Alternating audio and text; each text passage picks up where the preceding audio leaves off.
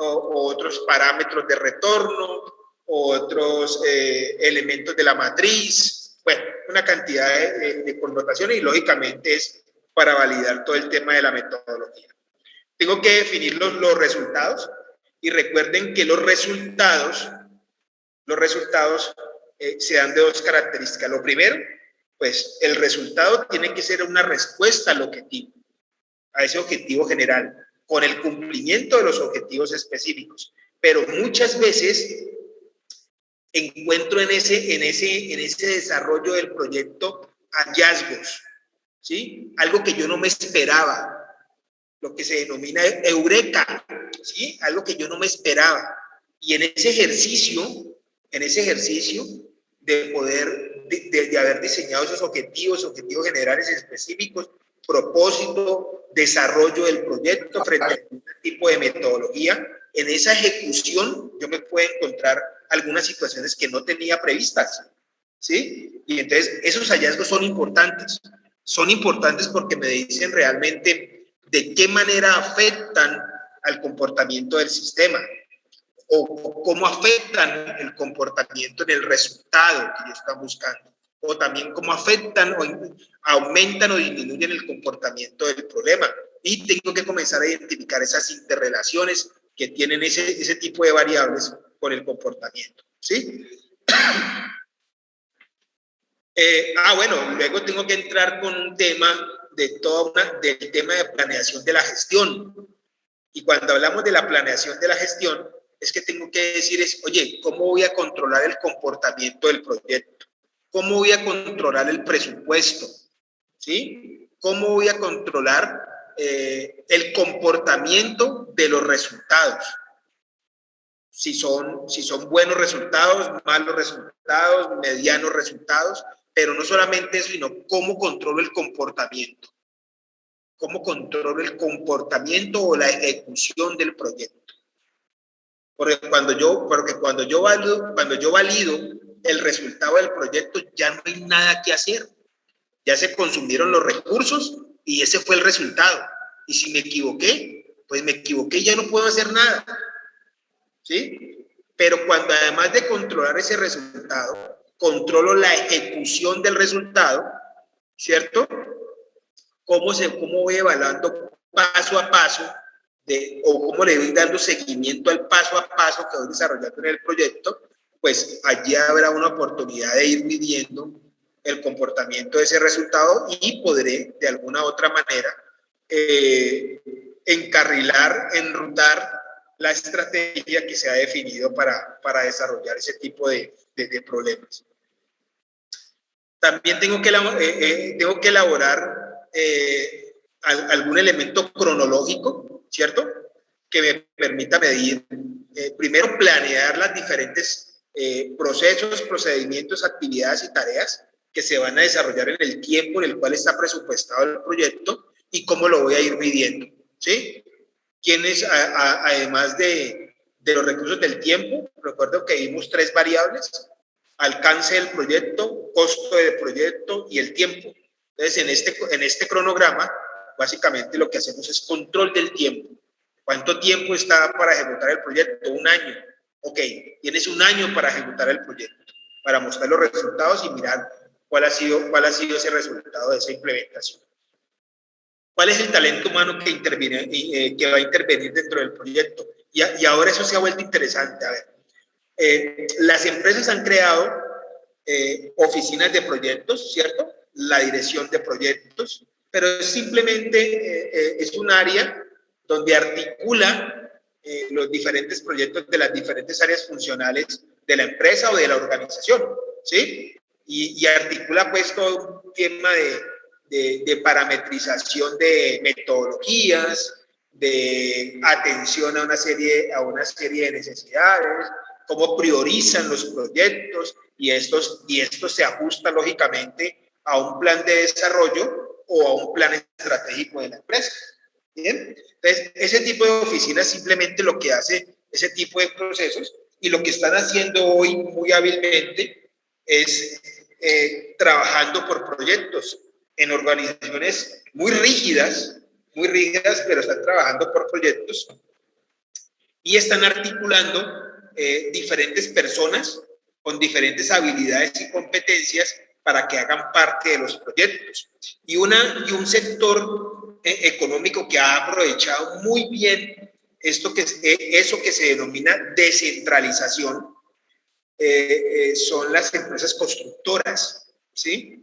Entonces, las empresas de construcción lo que hacen ahora es tener un staff administrativo y, lógicamente, un staff operacional, pero cuando necesitan construir, desarrollar un proyecto habitacional o de vivienda, lo que hacen es conformar un equipo de trabajo y independientemente de dónde usted pertenezca. Entonces, lo que buscan y lo crean de esta manera. Entonces, buscan un líder de proyecto, que es un gerente del proyecto, y lógicamente tienen que traer una persona de contabilidad y finanzas, una persona de compras, una persona de TI, una persona de mercadeo, una persona de diseño, una persona, y arman ese tipo de equipos de trabajo que además pertenecen a diferentes áreas, ¿no?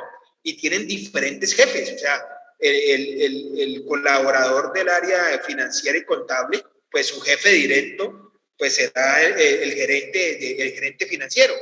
Pero cuando crean estos proyectos que se denominan descentralizados, ya son responsabilidad de un líder de proyecto. Por eso es que le denominan de esa manera. Y es una cosa bastante interesante y que produce bastantes réditos positivos.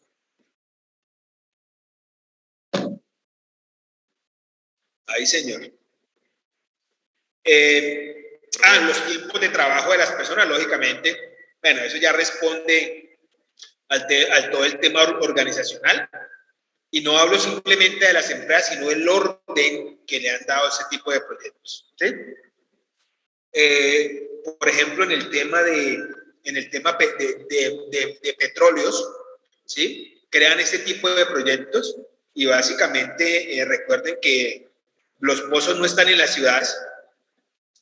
Normalmente los pozos están muy retirados de las comunidades o de los pueblos, y entonces básicamente esas personas tienen que vivir en otros contextos muy cerca a estos pozos, y básicamente lo que crean es otra comunidad, llevan la empresa a esos puntos, y básicamente esos son los tiempos de trabajo y de actividad que desde muchas veces trabajan posiblemente 8 horas normales, ¿sí? Pero viven en otras condiciones, viven alrededor del mismo proyecto. Y esto ocurre en este tipo de empresas. Lógicamente que hay un proceso presupuestal y donde se evalúan no solamente el talento humano, sino todo el tema de los intangibles, uso de la tecnología, implicaciones del desarrollo del proyecto. Otras implicaciones bastante interesantes son los gestores de proyectos, los que permiten tener comunicación con la comunidad a las cuales van a atender. Y un caso muy sonado, les voy a traer, que esto es supremamente importante. No es que yo vaya y permee una comunidad con algún tipo de proyecto. Es una obligación, primero, hacer conocer a la comunidad sobre lo que vamos a hacer, ¿sí? No pasa igual en el sector privado como en la empresa privada. En la empresa privada usted, bueno, aquí vamos a hacer esto, el gerente dice que hay que hacer esto y que cumpla con la normatividad y con la ley, no hay ningún problema.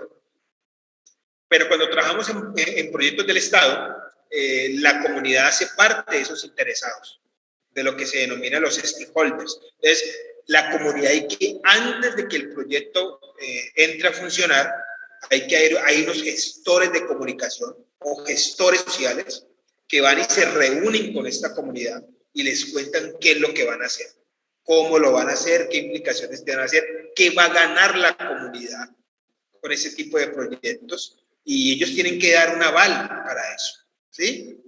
Si ustedes recuerdan muy bien lo que pasó en Medellín, o mejor en Antioquia, con el embalse una de las críticas que se hacían era esa, ¿sí? Que aquí nunca se socializó el proyecto, aquí nunca se contó qué iba a hacer, aquí no se contaron las maneras cómo se iba a desarrollar el proyecto, qué implicaciones tenían. Miren todo lo que ocurrió. Entonces, esto es supremamente importante cuando uno de pronto trabaja o hace parte de alguna entidad del Estado y trabaja con estos tipos de proyectos. Dime, Chicago. ¿Qué, profe? ¿Cómo estás? ¿Qué más, mijo? Profe, ¿Bien o no? bien, bien. ¿Qué piensas acerca de Evergrande? ¿Del qué? De Evergrande. No, contame qué es eso, a ver si de pronto no, o no te estoy escuchando bien. Pues la empresa inmobiliaria de China, que pues está declarando casi en bancarrota, pues de aquí a mañana, pasado mañana. No, Y no pues debe sé. un poco, debe como más de 3.000 billones, ¿no? Si no estoy mal, a los bancos, y pues al parecer eso va a afectar la economía de China, y la gente piensa pues de que China pues va a salvar pues a esa inmobiliaria por tener pues grandes pues labores, grandes que pues, contrataciones pues de personas y toda la cosa. Entonces pues diciendo ahí pues viendo todo eso pues el objetivo, los objetivos específicos, el resultado, pues pensaba que de pronto sabías de ese tipo de cosas que había pasado, pues no planearon bien las cosas. Y pues Ya, ahora viene sí, con todo eso a la quiebra prácticamente. ya, Si uno lo ya. salva a China, ¿no?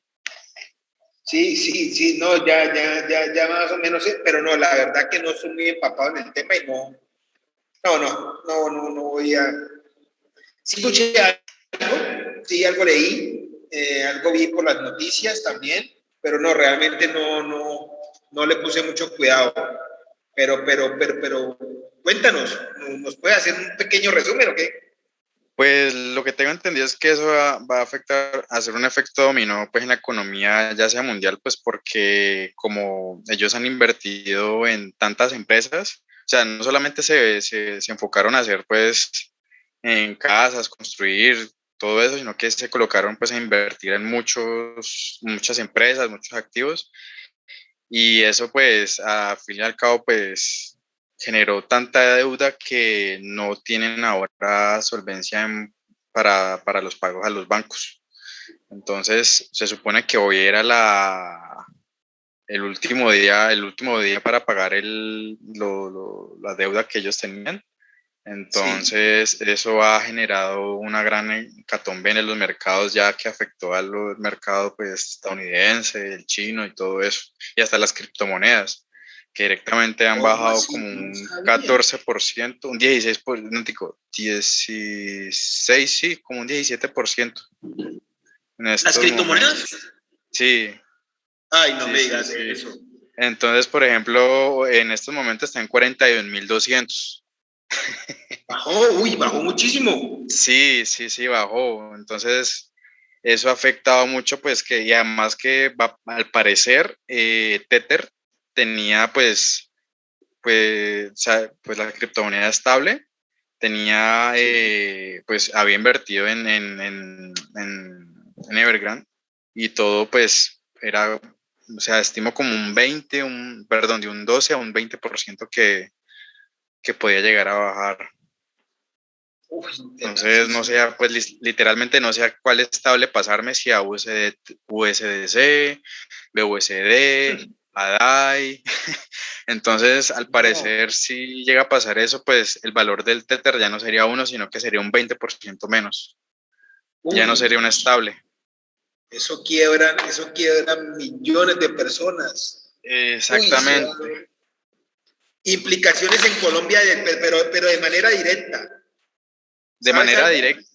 Sí, De manera directa. directa, pues obviamente sabemos de que los chinos se empiezan a invertir en muchas empresas, ya sea Latinoamérica, Europa, por ejemplo, cuando compran los astilleros, o ahora Sí, que tenemos la crisis de los containers. sí, Entonces, sí. todo eso, pues va a ser un efecto dominó, creería yo, pues de containers, de semiconductores, de hierro, todo eso, pues de inmobiliaria. Pero pues es un pensamiento mío que yo creo, tal vez puede llegar a pasar por que apenas estamos viendo pues la punta del iceberg, creería yo. Ay, ay, ay, señor.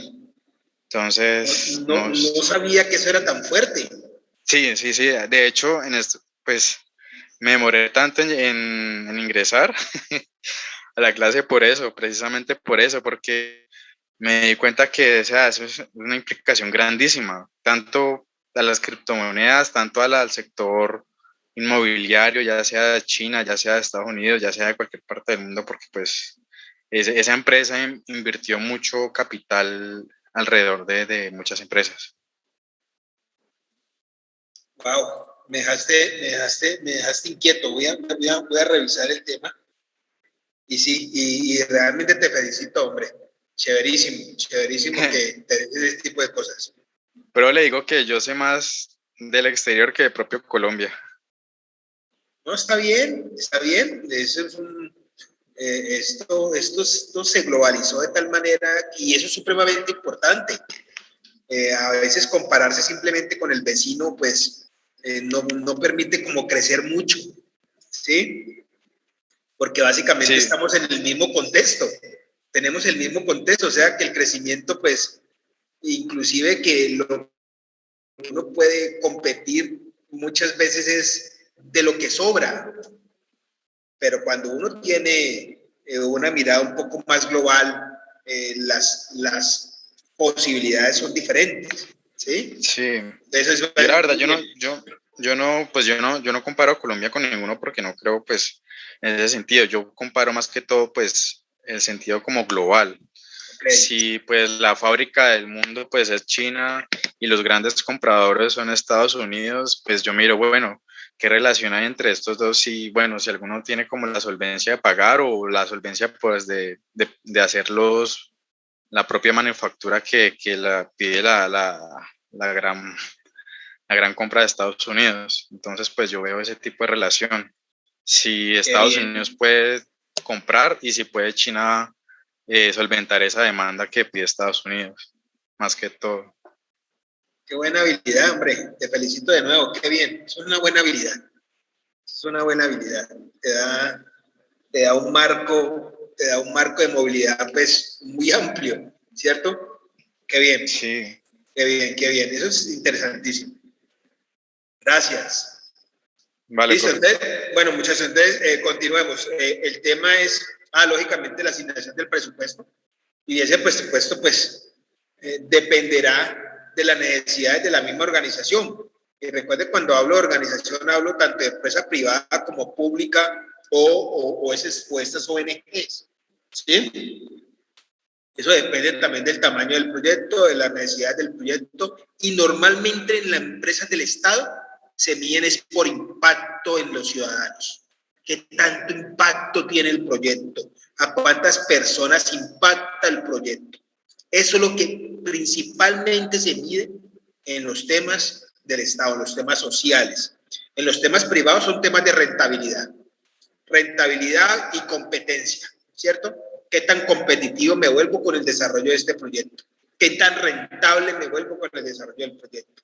¿Qué tan eficiente me vuelvo con el desarrollo del proyecto? ¿Sí? Y en las ONG es igual, ¿sí? En las ONG es igual.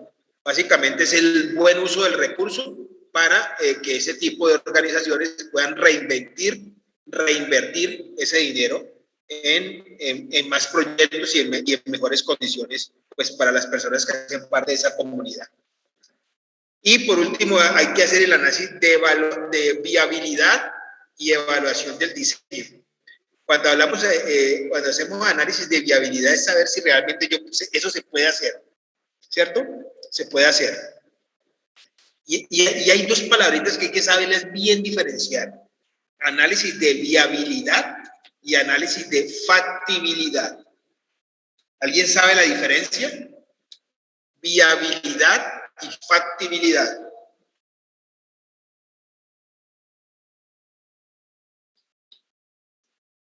¿Qué tan factible es y qué tan viable es? Uno está caracterizado por el tema financiero y el otro es porque tengamos los recursos para poderlo hacer. Entonces,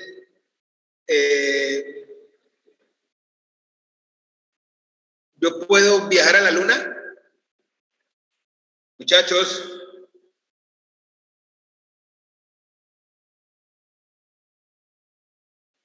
¿Cómo fue la pregunta? ¿Solo no? No. ¿El hombre puede viajar a la luna? Sí. Sí. ¿Eso es viable o factible? Factible, ¿no? Y viable también. Ok. Okay, no son excluyentes, a eso quería llegar.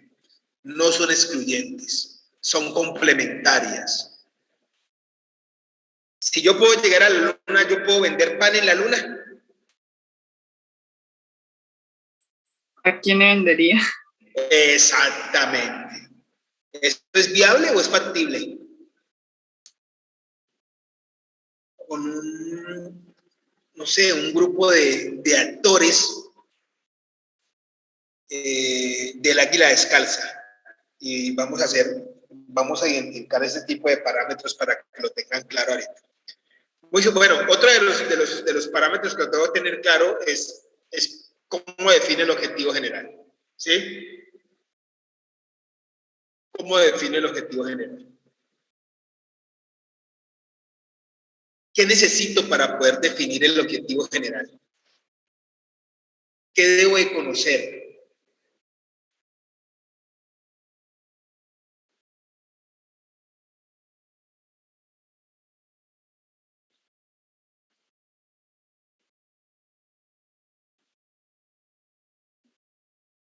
¿Qué debo de conocer para poder identificar?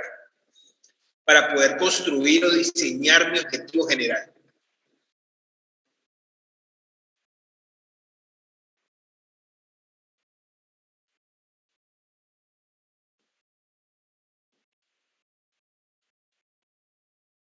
Identificar la necesidad, ¿no, profesor? Necesidad es una variable ampliada, la DOFA matemática, algo que se llama el POAN, ¿cierto? Son otras metodologías para poder analizar o poder diseñar un diagnóstico, diagnosticar esa situación, que ese diagnóstico se convierte como en una foto, ¿cierto? Es una foto que tomé en un momento determinado. Hoy puede ser mi diagnóstico hoy, pero mañana el diagnóstico puede ser otro.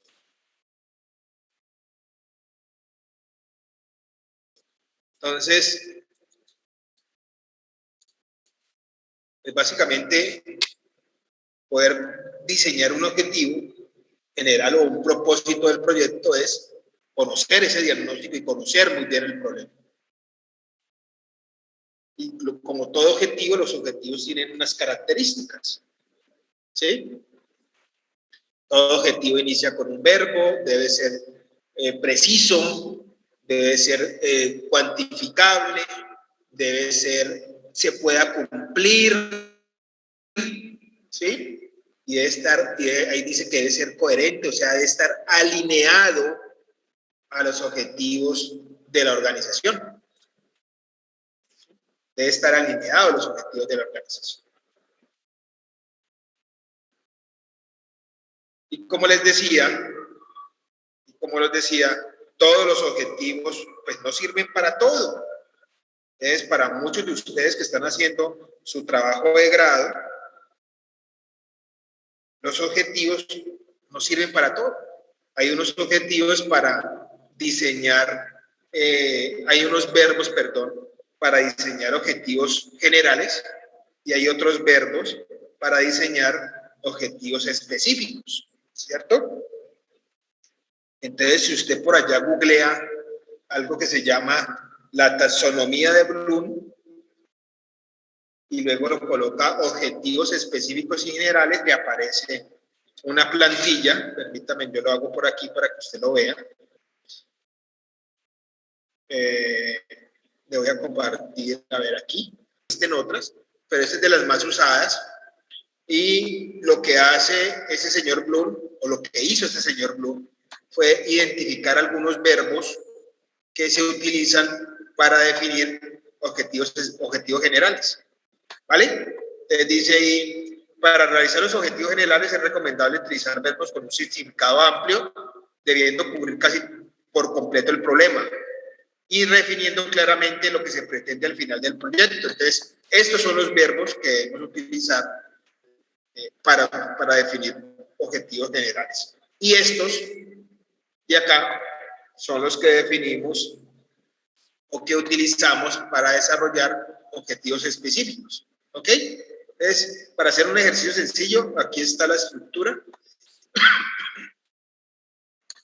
Que normalmente esto le ayuda a uno para poderse ubicar y para poder comprender. Por eso he sido yo bastante reiterativo en el tema cuando van a desarrollar una aplicación o van a desarrollar software o van a desarrollar algún tipo de ese tipo de elementos de TI para saber, pues básicamente cómo construyen los objetivos específicos, ¿sí? Porque es bastante interesante ver cuál es el objetivo general y cómo clasificar esos objetivos específicos, pues que básicamente están asociados al ciclo de vida. ¿Sí? Entonces, bueno, ese es un ejercicio que normalmente uno se encuentra en este tipo de elementos. Parámetros para la construcción de los objetivos, pues está siendo claro por el cumplimiento del objetivo del proyecto. Y lógicamente que la construcción de esos objetivos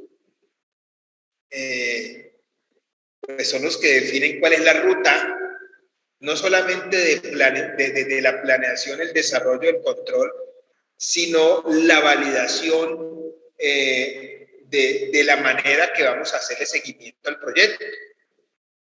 Porque en la medida que construyamos un muy buen objetivo, tanto general y específico, cuando defino el alcance del objetivo, estoy definiendo la manera de cómo es que lo voy a medir, ¿sí? Entonces, no se olviden que los objetivos deben de tener esas características, ser coherentes, precisos, cuantificables y medibles. Entonces, cuando yo lo hago medible, un objetivo, pues básicamente estoy definiendo la manera que voy a controlar ese tipo de procesos, ¿ok? Bueno, esta es la construcción de los objetivos específicos. También hay una fórmula matemática que tiene que ver con, porque les recuerdo que la interrelación y el cumplimiento de los objetivos específicos, pues me permiten cumplir con el objetivo general. ¿Cierto? Entonces, ya tengo los parámetros, cómo lo voy a hacer, qué actividades voy a hacer para cada uno de los objetivos específicos, cómo voy cumplimiento y cómo relaciono el objetivo de un objetivo con el siguiente. Y eso básicamente lo que construye en un tema de una sumatoria integral o una relación holística que está allí definida. Y eso responde a un modelo matemático. Entonces, muchas veces poder validar la integración de esos tipos de proyectos, pues a veces se utilizan ese tipo de herramientas que no es muy común, ¿sí? No es muy común. Más bien están asociados al tema de coherencia, ¿cierto? De interrelación que se tienen entre los objetivos para poder medir el comportamiento. Y básicamente un objetivo específico es igual, tiene las mismas características de un objetivo específico, de un objetivo general, perdón, pero que tiene que estar integrado a cada uno de los objetivos específicos establecidos para el cumplimiento del objetivo general. ¿Cómo valido los resultados? Pues cada uno de los objetivos específicos tiene un desarrollo, tiene una justificación y tiene una medición. ¿Cómo lo mido? Básicamente los objetivos específicos se convierten en metas, en cómo voy a cumplir esa meta, y esa meta necesita una serie de actividades que debo de seguir para poder cumplir con ese objetivo, ¿sí? Entonces, eso está definido dentro del proyecto y cada uno de estos pasitos son los que vamos a poder evidenciar en esos grandes proyectos que les voy a mostrar ahora a continuación. ¿Cuál es la relación entre los objetivos y el resultado? Pues básicamente el resultado viene siendo una respuesta a los objetivos trazados y lógicamente medidos con algún tipo de comportamiento, ¿sí? Algún tipo de comportamiento que tenga así. Y entonces ahí he colocado tres objetivos. Primero, el objetivo es contaminación del agua. Lo he definido de manera general, sin verbo ni nada, para que usted piense cómo podríamos construir ese objetivo alrededor de la contaminación del agua, al tema de seguridad alimentaria lograda y niños inmunes por algún tipo de enfermedad. Entonces, miren lo que pasa. ¿Qué pasa cuando yo tengo algún tipo de contaminación del agua reducida? Entonces, el resultado pueden ser programas que respondan a esa necesidad, cuáles son las capacidades o el conocimiento que tiene esa comunidad de poder responder al manejo de tipo de agua o cómo lo hacen, o lógicamente esto generará unos focos de contaminación de la misma agua. Entonces, esas son las relaciones que yo debo establecer entre los objetivos y los resultados que yo tengo. Y si usted es de los que se aproxima a hacer su trabajo de grado, ya hizo su trabajo de grado, pues muy posiblemente le han tenido que decir que en el tema de donde se plantea la discusión de los resultados es donde se hace este tipo de relación. ¿Sí? ¿Qué realmente fue lo que resultó? Y qué realmente es lo que yo comprendo del resultado de esa relación con el objetivo y con el resultado planteado. ¿Ok? Viene el tema de cómo se ejecuta el proyecto y la fase de ejecución. Lógicamente que esa fase de ejecución responde a una estrategia, ¿cierto? ¿Cuáles serán los pasos que están interrelacionados para poder cumplir con el objetivo trazado? ¿De qué manera, qué pasos son los que debo dar? O cuál es la sinergia que debo de seguir para cumplir con cada una de esos procesos establecidos. Entonces, eso me establece, aquí tenemos que hablar del ISO 9000, y básicamente lo que establezco yo en los procesos son los propósitos, es el objetivo general, y los objetivos específicos serán los procedimientos. Y los procedimientos tienen una serie de actividades y las actividades tienen tareas. Es lo que yo puedo decir para que comprendamos qué es una tarea, qué es una actividad, qué es un procedimiento y qué es un proceso.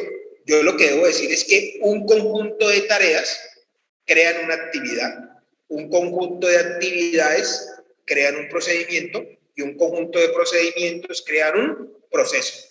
Entonces, de manera general, por ejemplo, yo digo, oye, vamos a diseñar el proceso de ventas. Ok, vamos a hacer el proceso de ventas, es lo que yo hago, es el propósito. El procedimiento es cómo lo hago. Entonces, normalmente un proceso de ventas tiene 7 o 5 procedimientos, como mínimo.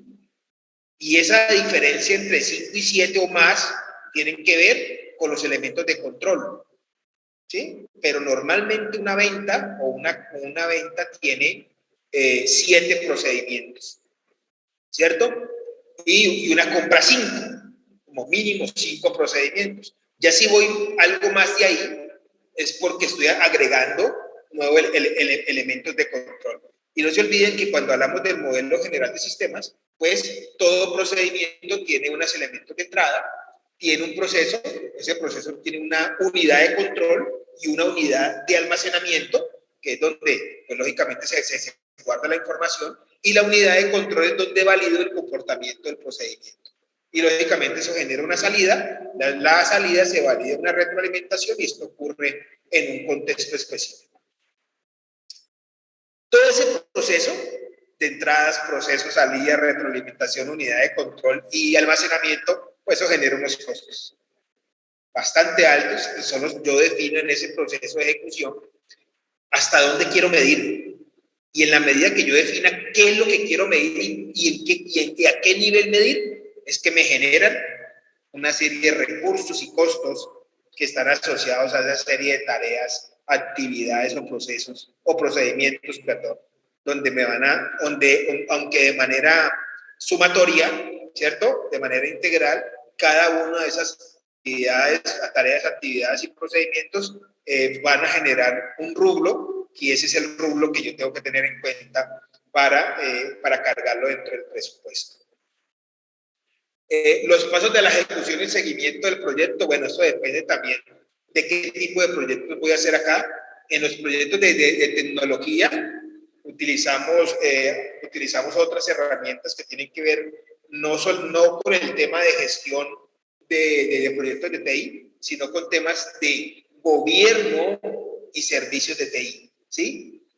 ¿Cómo valido el comportamiento, el seguimiento a cada uno de los servicios de TI que tengo?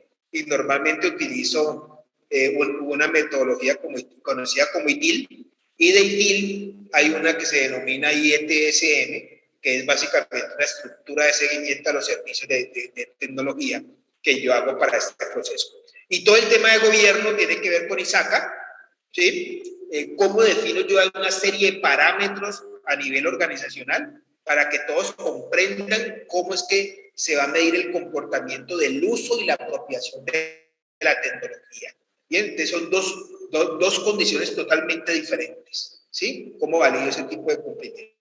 Pero, lógicamente, que también tendré que hacer, lógicamente, el tema de cumplir con el objetivo, cumplir con la finalidad de ese proceso, darle un seguimiento desde el punto de vista cronológico también. Para eso utilizamos el tema del cronograma, ¿cierto? Y saber en qué etapa vamos, en qué condiciones vamos, cuánto ejecución presupuestal existe, quién ha cumplido con las tareas, cómo ha sido el comportamiento de los indicadores, cómo ha sido el comportamiento del contexto en el cual se está desarrollando el proyecto, si estamos retrasados con la ejecución presupuestal o si hemos tenido que hacer adentos o agregar o hacer ajustes a ese presupuesto para avanzar en el desarrollo del mismo, y todo ese tipo de elementos que tenemos que estar atentos dentro del proceso. Es una cosa bastante compleja, muy compleja,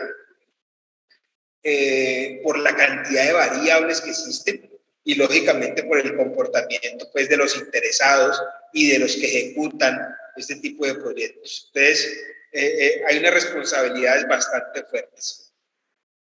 Bueno, dentro de las diferentes modalidades de ejecución de los proyectos, para hacer todo el proceso de ejecución, pues existen diferentes tipos, pero básicamente los vamos a enmarcar en tres, ¿vale?